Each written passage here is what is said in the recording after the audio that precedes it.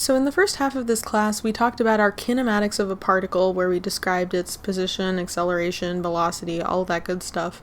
And then we started to talk about our applications of forces with acceleration, right? So we had our F equals ma, and then that led into work and energy, and impulse and momentum. And we called this big bunch of things that wasn't the kinematics, this was the kinetics. And so that's what we're going to be doing for pretty much the rest of this course, is talking about the kinetics now of our rigid body. So we've talked about the kinematics of our rigid bodies, and that's where we had our translation, rotation about a fixed axis, and general plane motion. We had talked about those three types of ways that a body can move. It can either translate, or it can rotate, or it can do both at the same time. That's our general plane motion. So now we're going to say, okay, we know how the kinematics of all that works. We can calculate the velocities and the accelerations and how that interacts with the angular velocity, angular acceleration, all of that good stuff. But how does that combine with forces? Like, how do we handle that when we have forces interacting on these bodies? How does that affect our accelerations and velocities and all of these kinds of things? And so when we were doing this back with a particle, we said that everything was based around Newton's first law of motion, or second law of motion, sorry, Newton's second law of motion, F equals ma. Right, so this is what we had been working with exclusively in particles. And this is great. We're still going to be applying this for our rigid bodies. Now we're going to say, okay, anytime we have translational motion, so we're just moving, not rotating, just translating. We're going to have F equals ma, where this time our a is the acceleration with respect to the center of mass. So this is the sum of all of the external forces acting on that body, equaling the mass times the acceleration of the center of mass g. So we can still use these for our, fx and fy, our y accelerations and x accelerations, or in our curvilinear ones, we could have our normal and our tangent if we're going through curvilinear translation. We're still going to use, let me put this sum sign here, we're still going to use F equals ma. F equals ma is still going to be a big basis for this. And I think actually instead of writing it in vector form, maybe I'll just write it fx equals magx, fy equals magy, or again, we could have that in the normal tangential directions too. So that's still the basis for our translation. But we have a new element in here, a new function relating all of these things together in addition to our F equations, right? Just our F equals ma. Now, since we have rotation, we're also going to want to take into account a moment. So the basis for all of our rotational motion is going to be our moment about the center of mass is going to be the moment of inertia of the center of mass times our angular acceleration alpha. Right, so this is the basis of our rotational motion, is going to be in those moments and moments of inertia. So in our last video, we talked a little bit about moment of inertia and how we calculate that. And this is why we did it. It's because it's going to be a big part of our rotational motion. Now there is another way that we can write this. We don't necessarily have to use this Ig times A, like times alpha. We don't have to use this one. We can take another moment, right? Just like in statics, we could take a moment about pretty much any point. We can also do that here, right? So that we could do a more general form where we take a moment about any point P. We can say that is equal to the kinetic moment about point P. And so this one is a little bit different, and let me show you what I mean by this one. So normally when we have our free body diagram, let's say, here's a person, they're riding a bicycle, right? so our forces, we could draw a free body diagram like looking at all of the forces of this person on a bicycle. So if we did this in free body diagram form, you know, you'd have the normal force from the road here from one tire and one tire.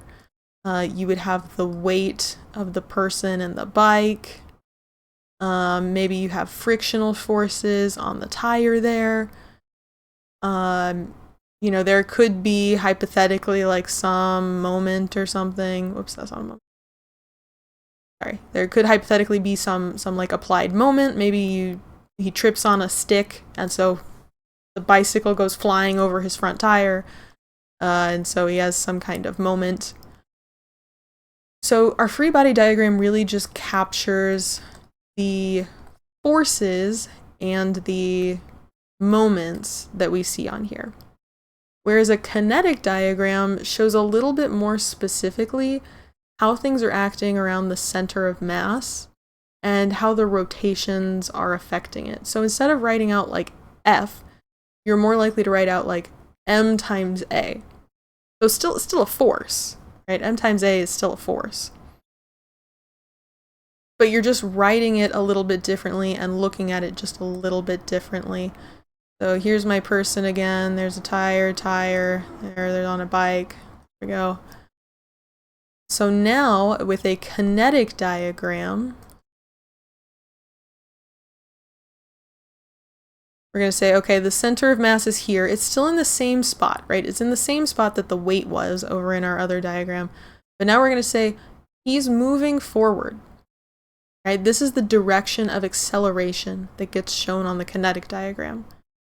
I'm going to say the mass times AG, right? It's the mass of the overall system times the acceleration of the overall system. Like the bike and man all together, they're all accelerating at the same pace, right?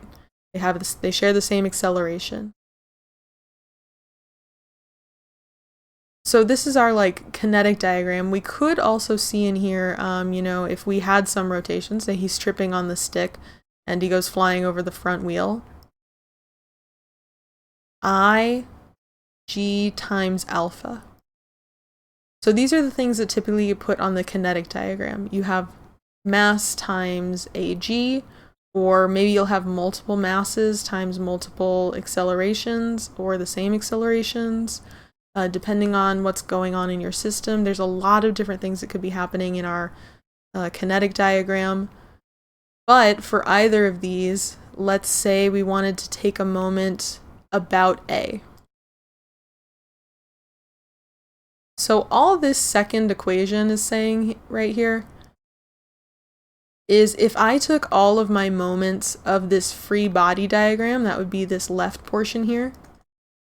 So if I took all of the moments of the forces of my free body diagram and set them equal to all of the forces that I see in my kinetic diagram. And we're going to get more practice in drawing these kinetic diagrams and understanding them a little bit better. But it's just to show you that there are like two different ways we can do it. We can do it with the moment about the center of mass, or we can do it with a moment about any given point. It's just a little bit different in how we write out that equation, kind of how we think about these things. But for a lot of these problems, we are going to be drawing out our free body diagrams and our kinetic diagrams and really heavily relying on those to correctly set up problems. Like, I often joke about how important a free body diagram is, but this is why. It may have seemed so easy or like almost useless to do in maybe in your statics classes or earlier in dynamics. But this is a point where it's going to be really, really hard to keep track of all of these things just in your mind. Setting up these problems can be really, really difficult without seeing everything in front of you, writing out everything that you're given and understanding the motion of the problem. I just really want to advocate free body diagrams, important, kinetic diagrams, important. And these kinetic diagrams are just a little bit different than the kinematic diagrams we've been talking about, because our kinematic diagrams have just been showing like just acceleration or velocity. and not showing these m times a, or this moment of inertia times angular acceleration. So it's a little bit different from our kinematic diagrams that we've been working with. And again, we're gonna do a lot of examples so you can see how these kinetic diagrams work and how they interact with the problem. So these are the basics. These are the basics for all of our planar kinetics, all of these kinetics for rigid bodies. These are the basic equation sets. You're going to still have your F equals ma. Now we're just introducing m equals I times alpha. That's the new equation. All right, so before we get too crazy going into how those moments work and how those are applied, we'll start with like a little bit gentler transition into those. And what we'll do first is we'll talk about just translation problems. Right, so if you recall, our translation means that our rigid body is just moving. It's not rotating at all. It's just moving. So it could be moving in like a curvilinear motion, where you'll notice like one end is still parallel relative to the other. Like this is not changing. One end doesn't change position relative to the other end. You know, like a Ferris wheel, the way a Ferris wheel goes around. Or you could have rectilinear. Our curvilinear and rectilinear motion are what we're dealing with in translation. So in translation, since there's no rotation, there's no alpha. And since there's no alpha, it means that our moment is going to equal 0. Since our moment is moment of inertia times alpha, no alpha means no moment. So these will be a little bit easier problems to kind of get comfortable working with some of those odd moment equations, since we're just going to be setting them equal to 0. So let's talk about that. Let's talk about what are we doing? What are we looking at in this planar kinetics, in this translation? So when we're doing these translation problems, it's going to feel a little bit similar to those problems that we did for particles. There's just a little bit more to account for when we're accounting for the full rigid body there. So again, we could have rectangular or curvilinear coordinates. We could be moving in rectilinear motion, which is actually what I'm going to write here instead, rectilinear motion, or we could be moving in curvilinear motion. So again, a lot like statics, where we said, you know, we have an fx equals 0, fy equals 0, m equals 0. The only difference is that instead of equaling 0, our f's equal ma. So here, summation of fx equals m times ag in the x direction, so the x component of acceleration of the center of mass. Summation of fy equals mass times agy. And then finally, summation of our moments about the center of mass, so mg equals 0. So you can use either this summation of moments about center of mass g, very important, it has to be about center of mass g is 0, or you could use this more general form that we had talked about, summation of moments about any point is going to be the summation of moments on the kinetic diagram about any point. They're going to be equal. So either one of those you can use. And then for our curvilinear,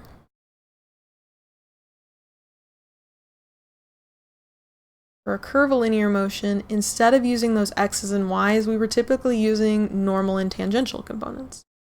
So that's the sum of our forces in the normal direction is the mass times ag in the normal direction. Sum of forces in the tangential direction is mass times acceleration of the center of mass in the tangential direction. And then again, these moments are still the same. Your moment about the center of mass is 0, or you could use the moment about a certain point in your free body diagram is the moment of the kinetic diagram about a certain point, whatever point P. So these I would say are just your basics. These are your most important, like, equations of motion, just the setup for our translation problem. So what we're going to be doing is we're going to look at we're gonna look at whether it's rectilinear or curvilinear motion. So that way we can pick which one of these sets of equations that we're going to use. We're going to draw our free body diagram. We're going to draw a free body diagram and a kinetic diagram. We're going to draw our free body diagram, kinetic diagram, then apply these equations based on those diagrams.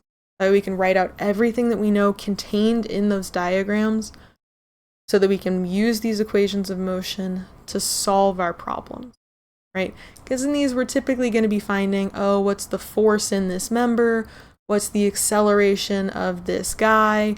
What is the friction at this location? Like all of these kinds of things where we're finding something related to the forces or something related to the accelerations. That's typically what we're doing here.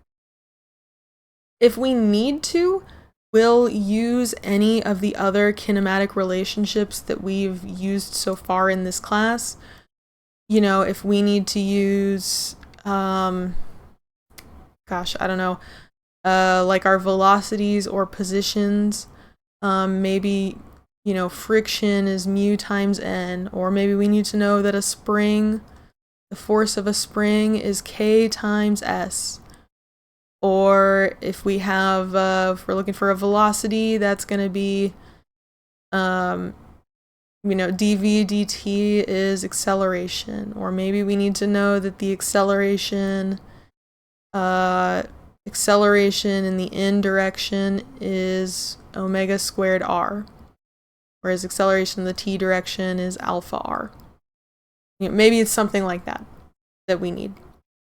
So all of those kinematic relationships that we had just been working on, that we had been building on in those, you know, last several videos, all of those could come back to help us here. So just don't, you know, forget everything that we just talked about. Don't forget everything that we've just learned and have learned earlier in the class. All of these kinematic relationships are still valid. We're just also now including these equations of motion here to solve for forces and acceleration. And I know that's a lot of talking to just probably not make a whole lot of sense without having done these problems. So we're going to go ahead and look at some example problems so you can, you know, pound on the pavement and actually see how some of this is going to work. All right, so let's take a look at our first example here. The car shown has a mass of 2 megagrams and a center of mass at g. Determine the acceleration if the rear driving wheels are always slipping, whereas the front wheels are free to rotate. Neglect the mass of the wheels. The coefficient of friction between the wheels and the road is mu equals 0.25. All right, so first things first, we're going to just imagine in our minds, we'll take a step back from like anything that the problem is really asking us and just understand what the motion is that's happening. Right, so we've got a car, it's driving forward. That's it. It's pretty simple. This one is a really simple one, but just the way that I would always recommend starting these problems is just truly thinking about, like pausing before you even try to just like start throwing equations at everything, understanding what's happening. So it's just a car that's driving. That's it. Just driving on the road. So what we have here is just rectilinear motion, right? He's just driving forward on the road. The road's not doing anything crazy. It's just straight. So he's driving on the road. And so what I'm going to use is just my rectilinear equations of motion. So I'm going to have that in the back of my mind and say, okay, I have rectilinear motion. Nothing's rotating other than the wheels. I mean, the wheels are rotating, but the body itself, the entire entity of the car isn't rotating, right? He stays on the ground and he moves forward. That's it. So don't get caught up in like every little individual detail. We're going to be treating this guy as like a full body, and his full body is not rotating unless something has gone horribly wrong. So we're going to say, okay, I've got rectilinear motion. I'm just translating. There's no rotation. I'm going to use my equations of motion for fx and fy, and then I know that my moment is 0. Right, so I'm gonna just jot those down. And I know, you know, I've got maybe an x and a y. That's my coordinate system. So summation of my x forces equals magx. Summation of my y forces is mag y. And summation of my moments about g is going to be 0. So we say, okay, I understand that. I understand the movement. I understand what equations of motion I can apply here. Let's break it down into the free body diagram and kinetic diagram. So that'll always be, if it's not your first step, it should be your second step. It should definitely be in your top 2. Drawing those diagrams is going to be so important for us in these problems. So I'll start with a free body diagram. And there's a car. There's some wheels. Doesn't have to be perfect. It's free body. You know, you don't need the body. It can help a little bit to know, oh, I have wheels there. My wheels are touching the ground. So if I think about what forces we have here, I'm going to have the normal reaction from my wheels on the ground. So there's a normal reaction at A.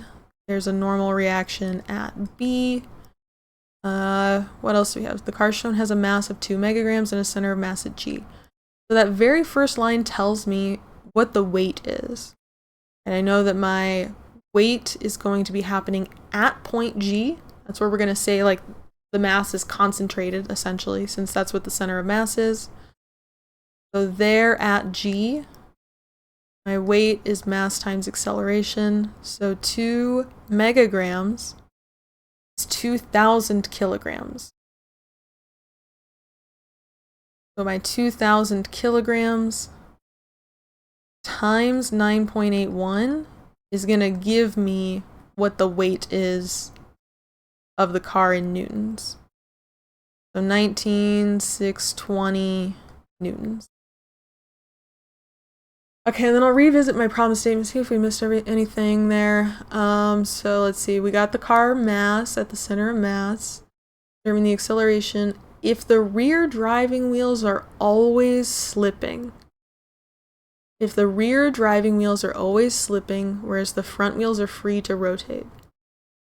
So what they're saying there, and it may or may not feel intuitive to you, but what they're saying there, when you have slipping, that's friction, right? It's a frictional force between the wheels and the road. That's how the car moves forward.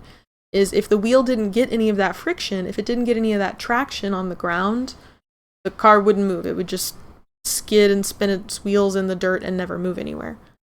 So it's saying that it's got this rear wheel friction that is making it move forward, whereas that doesn't apply to the front wheels. The front wheels are just free to rotate.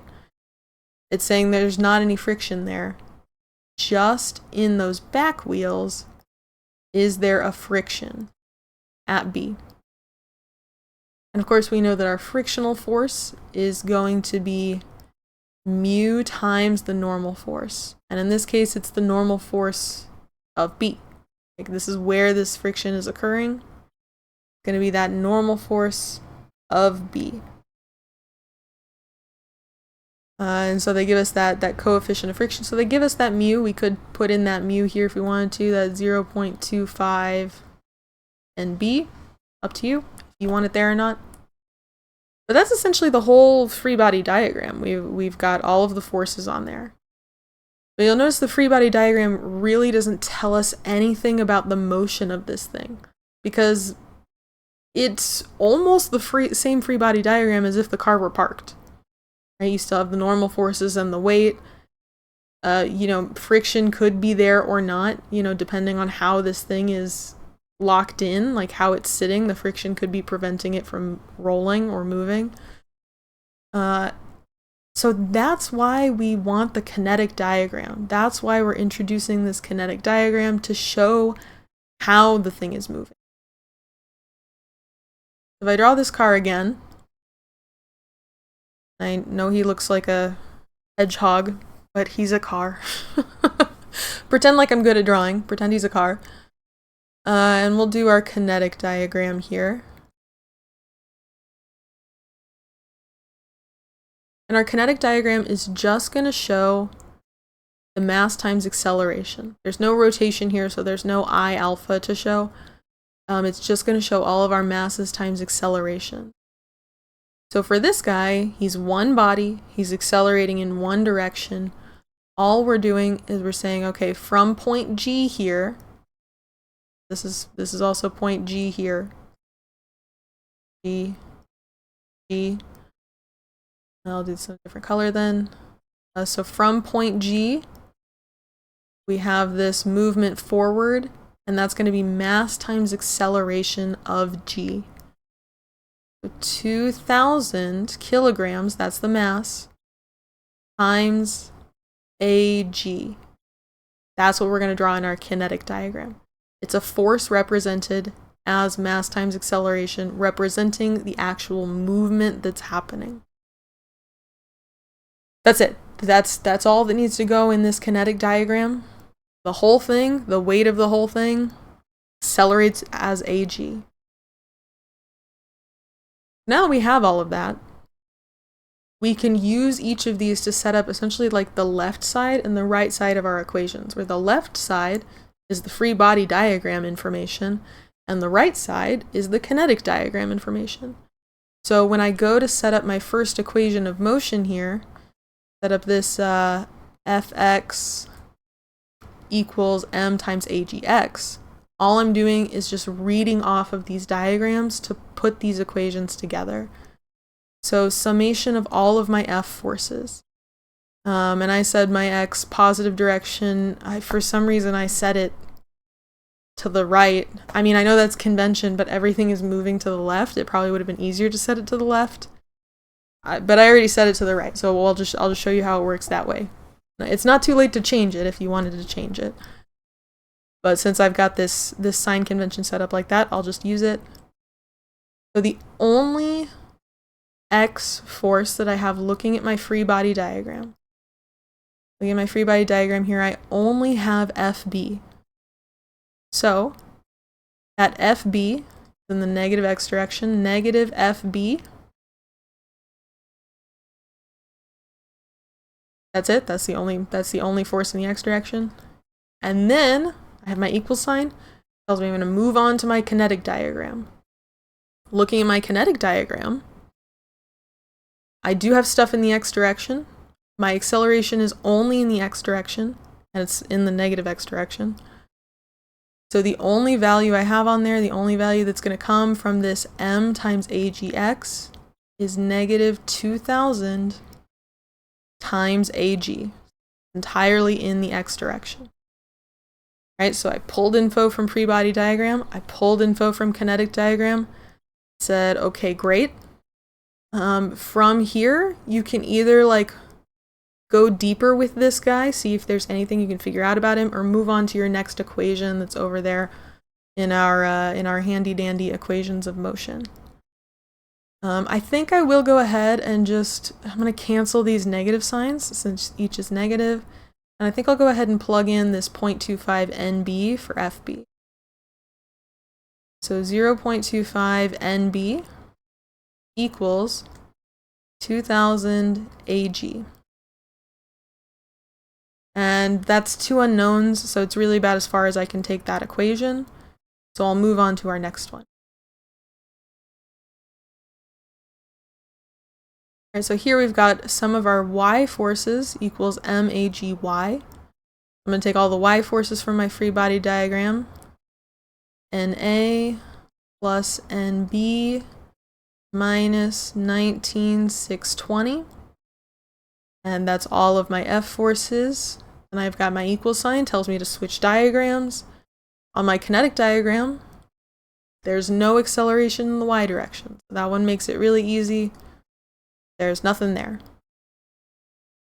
Still not a great equation to work with. Looks like I'll need to do my third equation here, that moment equation. And so I'm taking a moment about G on my free body diagram.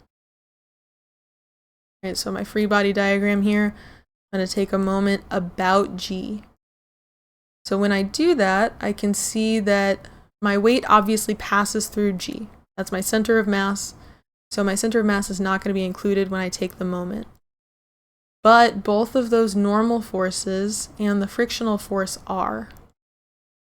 So for my moment, I'm going to say that counterclockwise is positive. And I'll also pull these distance values here from my overall diagram on the far left. All right, so I'm going to have NA. So my NA times its distance away from G is 1.25 meters. And that is in the negative direction, going about G. It is pointing in the opposite direction, it's clockwise, so that's a negative. And then I have my NB that's creating a positive moment. So positive NB times its distance away is 0.75. And then the last thing I have, I've got that FB. So that distance away is 0.3 meters. And I'm going to go ahead and just do that substitution now. And that's going in the negative direction. So negative 0.25 NB for that's my FB term, times its distance away is 0.3. And we already know all of that equals 0. So now I can see that I have 3 equations, 3 unknowns. I can solve for NA, NB, and AG. And that's what I was looking for, right? I needed to find that acceleration of this car. So I can do that with all of these forces now. I can go ahead and plug in, I think I'll just plug in from this equation here, if I rearrange this to be NA equals 19,620 minus NB, and then plug that in over there. I can solve for NB, and I will spare you the details of that. It's just some algebra. Plugging in NA there, then I can solve this for NB. I get NB is 12,740 newtons. And then I can come back and plug that up in here to solve for that acceleration. So AG is 0.25 times 12,740 newtons, all over that 2,000. So my AG is, from my calculator, I get 1.59 meters per second squared for the acceleration of that car.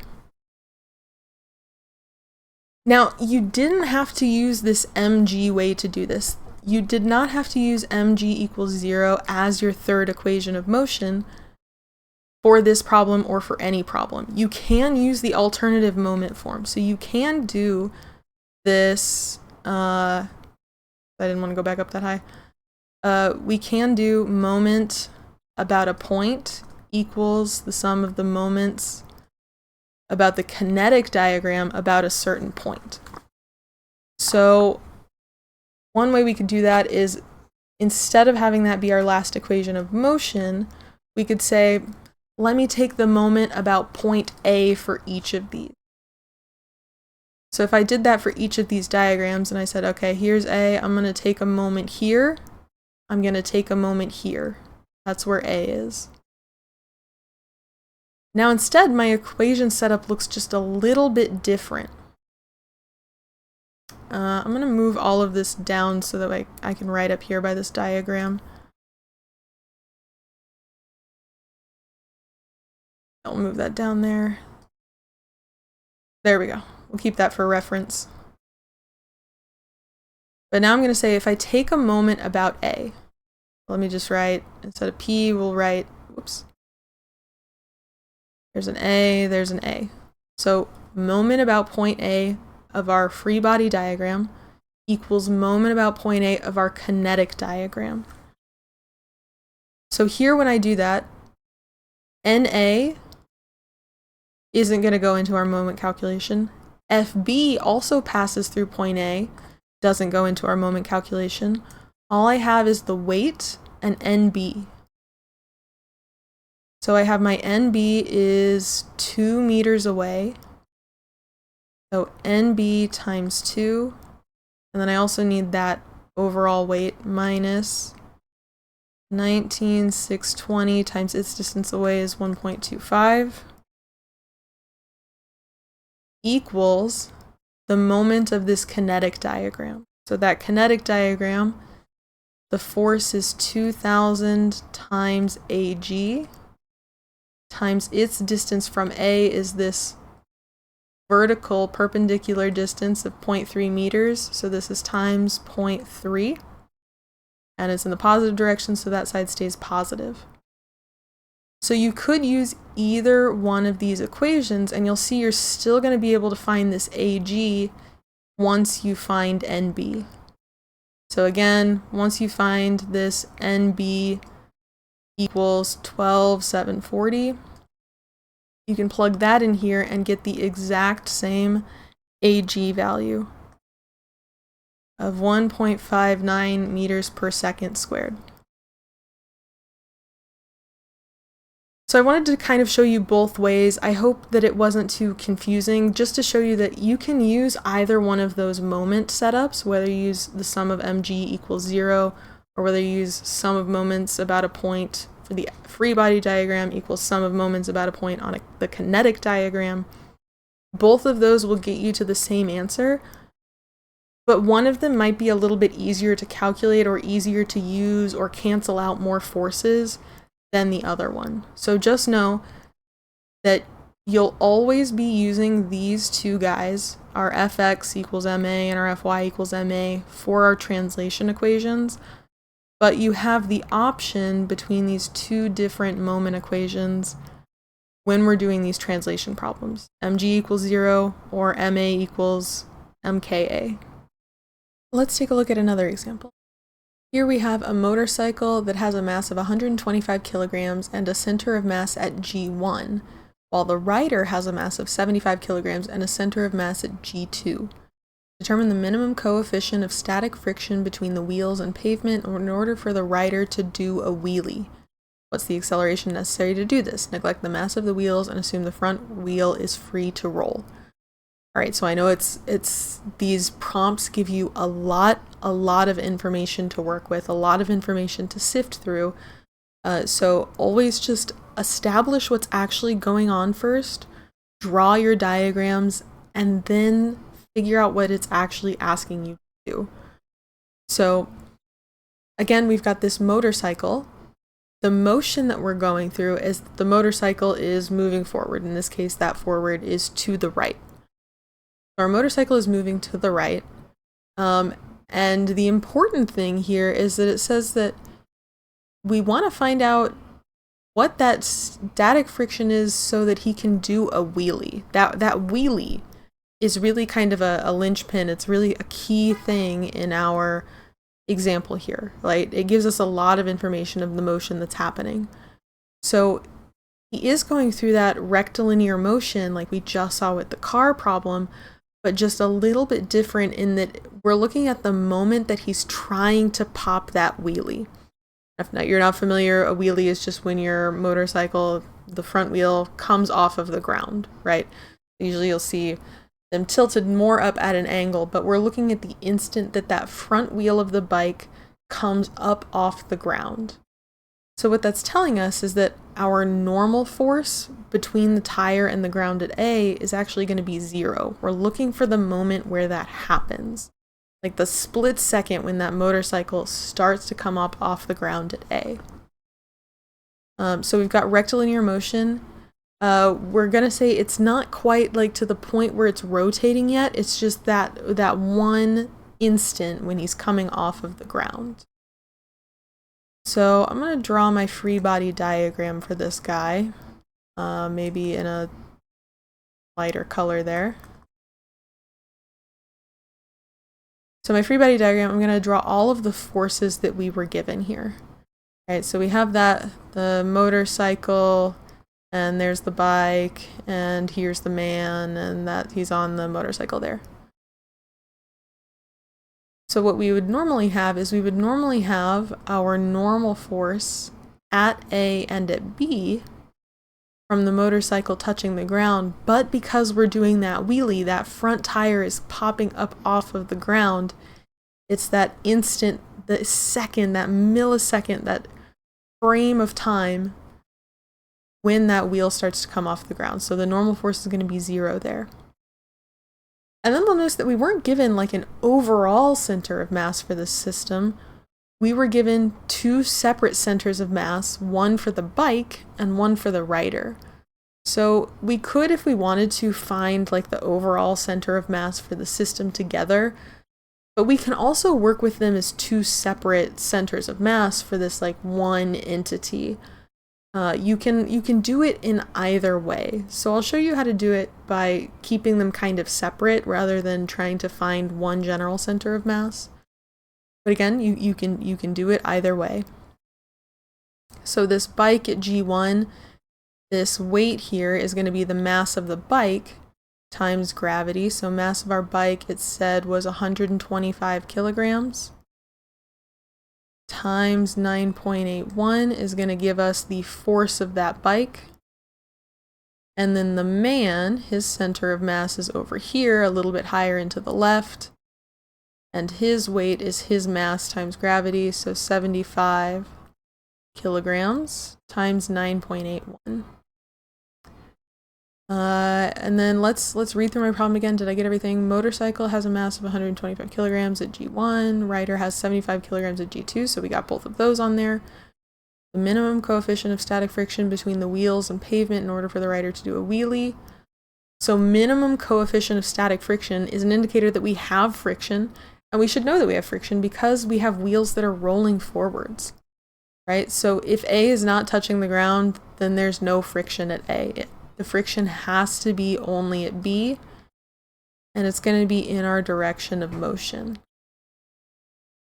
So we have friction, wheelie. What is the acceleration to do this? Neglect the mass of the wheels, assume the front wheel is free to roll. So it looks like we have everything now on our free body diagram. Again, we could make this mu times NB if we wanted to for our friction. And then we're also going to draw our kinetic diagram. So I'm going to draw this same bike again. There's the handlebars, there's the guy. And here is our kinetic diagram. Where again, now we're going to draw the accelerations times the mass that we see. So that way we're getting a direction of mass times acceleration. And so those accelerations are occurring at those centers of masses. This time we're going to have 2. One at the bike, where we have its mass times acceleration. So that's 125 kilograms. That was the mass of the motorcycle, times the acceleration of the system, right? Of everybody together. The acceleration of the bike and rider, everything that's there together, the acceleration of it. And then we also have the mass times acceleration of the man, right? His 75 kilograms times AG, right? Both of them are moving at an acceleration of AG because they're connected, right? They're sitting on top of each other. They're going to be moving at the same acceleration. If they aren't, it means that the motorcycle rider has flown off the motorcycle, and that's no good. We don't want that. We want them to stay together to have that same acceleration. But they occur at 2 different locations, which is probably going to affect our moment calculation, right? Because our moment depends on the distance. So it's probably going to have bearing on that, and that's why we want to keep those in our free body diagram and our kinetic diagram. Having both of them and having them separate where we can see them will help a lot.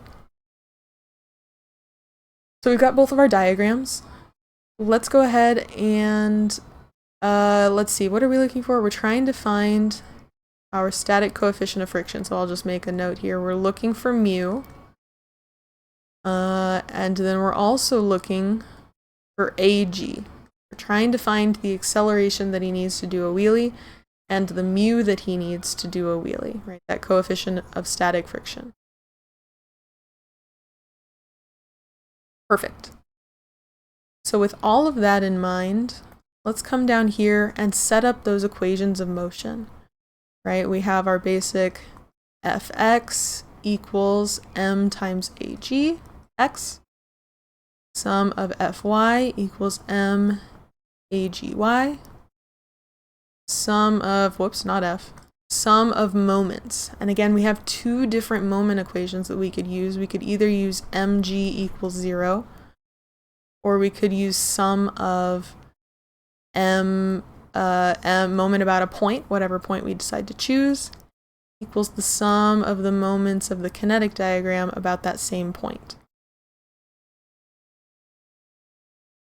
So we can use either one of these here, and just looking at these, I'm going to say it doesn't really make a lot of sense to us to use this first setup, to use this moment about g equals 0, because we have two different g values, right? We have two centers of gravity here. So if we wanted to use this one, we would have to calculate our center of mass first, like so that g1 and g2 just become g. We would have to do that first if we wanted to use that one. So it might actually be easier for us to use this mp equals mkp. This is probably going to be our better option just for this problem in particular. You can do it both ways. It's 100% okay. You can definitely do it with either moment equation. Usually one lends itself to be a little bit easier or a little more direct than the other. And so that's why I'm going to use the second one and not this one. But you can absolutely solve it either way. So now I'm going to go ahead and I'm going to set up those equations. So sum of fx from our free body diagram here. Our x forces, the only one we have, again, is that friction at B, which I might go ahead and just write as mu times NB. Our friction at B is going to be MAGX. And my MAGX, if I look at my kinetic diagram to do the right side of this equation, I've got two accelerations, both in the x direction, so both of them are going to be included in this right side of the equation. 75 AG plus 125 AG. So that's about as far as I can take this one for now. So I'll leave this and then start our next equation of motion with our Fy's. So I'm going to take from my free body diagram sum of all the y forces. So that's going to be each of those weights, so 75 times 9.81, and that's in the negative y, minus 125 times 9.81 plus NB plus NA equals 0, so there's no NA in this. And that's it. Looking at our kinetic diagram for the right side of this equation, we have no acceleration in our y direction, so that it just equals 0. And then this guy is just solvable, right? We can plug him into the calculator and find that NB is 1962 newtons. 1962 newtons. And then lastly, my final equation of motion, since I still, even if I plug this back up in here, I still have two unknowns of AG and mu. I'm going to need to do that moment equation, so I'll do that moment equation. I'm going to do it kind of off to the side. I want to look at these diagrams. I'm going to move, I'm just going to move all of this down. I can build out that moment equation. Move that out of the way too. Alright, now I can see these diagrams a little bit better. Again, all I'm doing is summing up the moments from the free body diagram. Those go on one side. And then the moments from my kinetic diagram, those go on the other side. And you can do this about any point that you choose. It just has to be the same point on both diagrams. So I think probably the easiest point for us to work with is probably going to be point B here. Because if I do it about point B, it cancels out NB, it cancels out FB. I only have weights in that free body diagram. So if I do it at B for both of these locations, I'm going to be able to figure out what AG is. So let's see. So this, for my free body diagram, if I take a moment about B, I'm going to get 75 times 9.81. And I'm going to say my counterclockwise is positive. So this would be a negative value going about B. And then its distance away from my chart over here is 0.4. And then the other weight that I have, 125 times 9.81 times its distance away, which it is 0.4 plus 0.4 is 0.8. And then my NA doesn't contribute to the moment because NA is 0. So then we're just going to look at our kinetic diagram, do the moments for those about point B. So I've got, again, if my counterclockwise is positive, negative 75 AG times its distance from B. So this is going to be the vertical distance now, 0.9. And then minus 125 AG times its distance away vertically is 0.6. So moments of the free body diagram equal moments of the kinetic diagram. And again, the only unknown in here now is AG, because I strategically picked that point B so that I could just solve for AG taking this moment. Right? So much easier than if I used this mg equals 0 over here. If I used this equation instead, I would have to find the center of mass, and then we would have all of these forces at these distances that, you know, we would have to calculate. Like every distance we have, we would have to calculate instead of being just given these distances and kind of reading them off. So here now we can solve for that AG, just plugging this into our calculator. And from that, I get that the acceleration of our bike and our guy is 8.94 meters per second squared. So we found our AG. The last thing we need to find is that mu. Let's go back to our other equations that we made.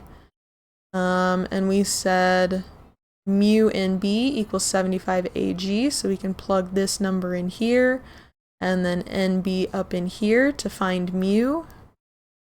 And we get that coefficient of friction needed for this wheelie is 0.912.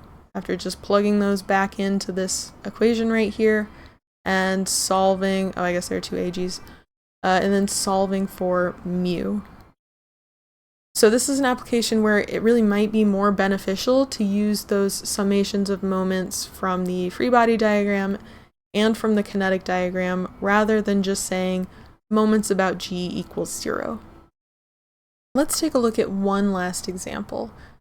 So here we've got a 100 kilogram swing that's represented by bar BD that swings back and forth. So BD, you can imagine if I have my pin here and if I have it connected upwards by two rods, it's swinging like this.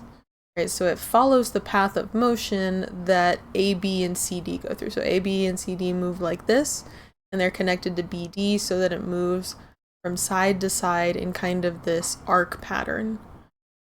So this 100 kilogram swing is suspended from the two rods that have negligible mass. Determine the force developed in each rod at the instant that theta is 30 degrees and omega is 6 radians per second. So we've kind of already talked about the motion of this guy. that he's really just following the curves here that CD and AB are forced to go through since they're rotating about that fixed axis.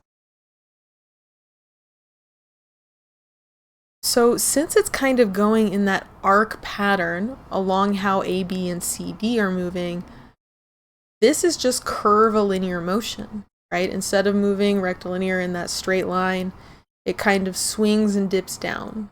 Like B and D don't actually move with respect to one another, right? B and D kind of stay in their same horizontal positions relative to each other, but they swing up and down, right? Following AB and CD. So we're going to treat this as curvilinear motion.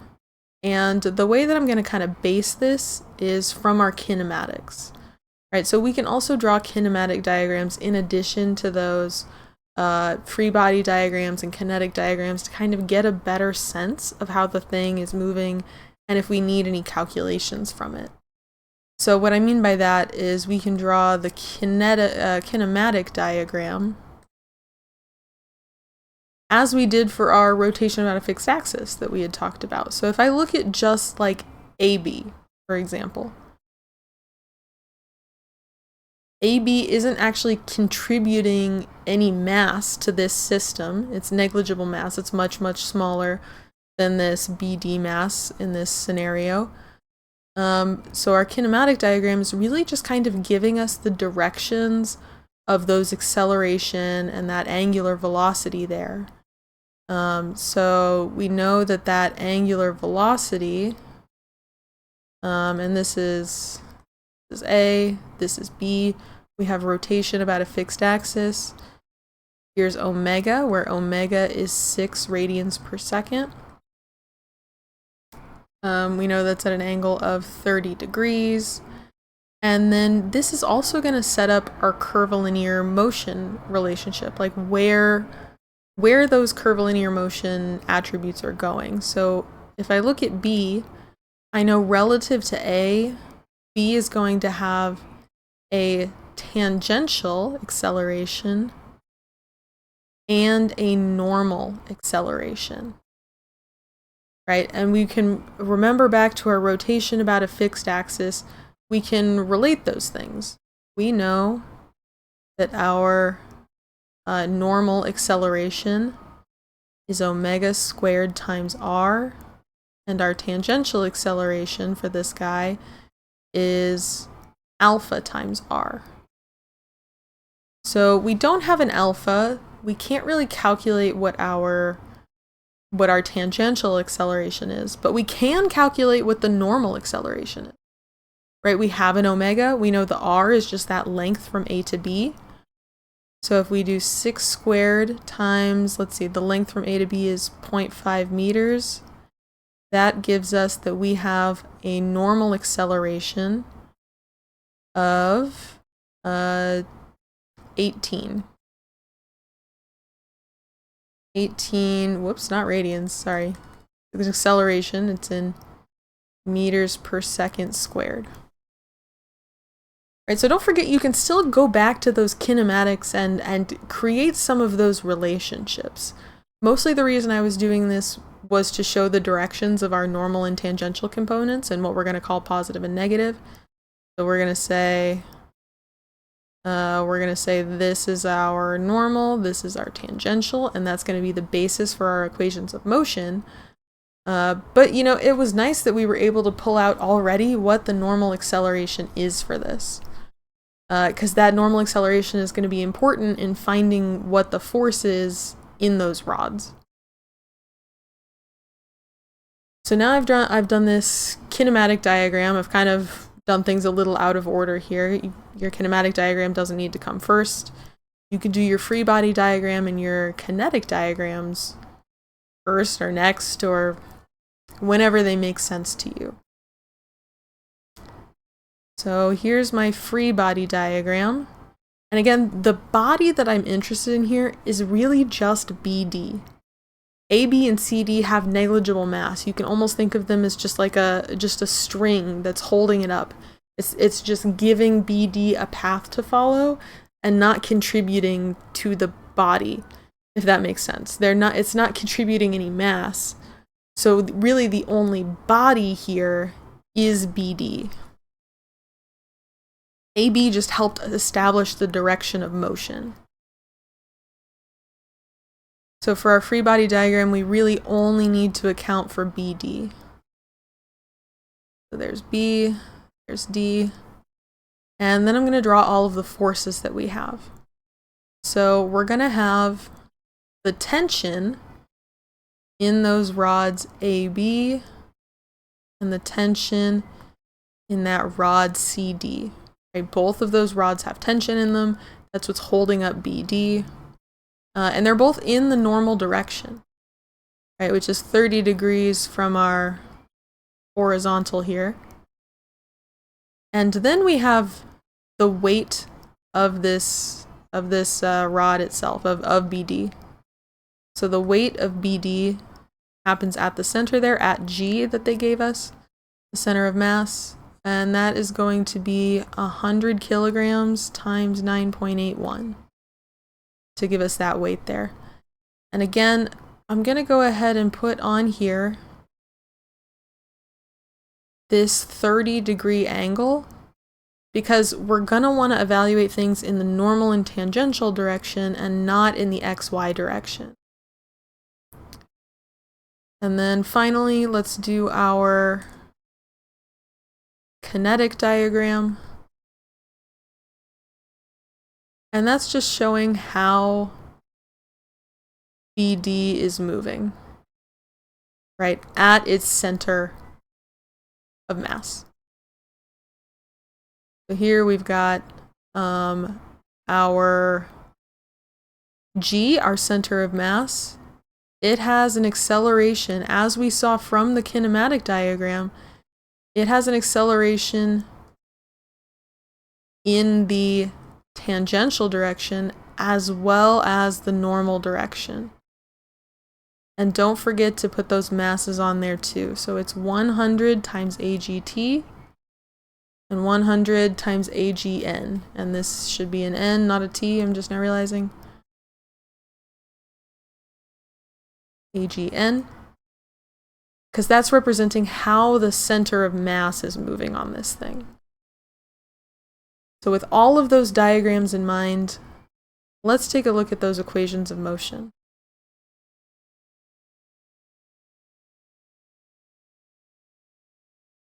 All right, so our equations of motion, we have sum of, this time instead of sum of x and sum of y forces, sum of n equals magn. Sum of forces in the t direction, the tangential direction, is MAGT. And finally, we'll have our sum of mg equals 0.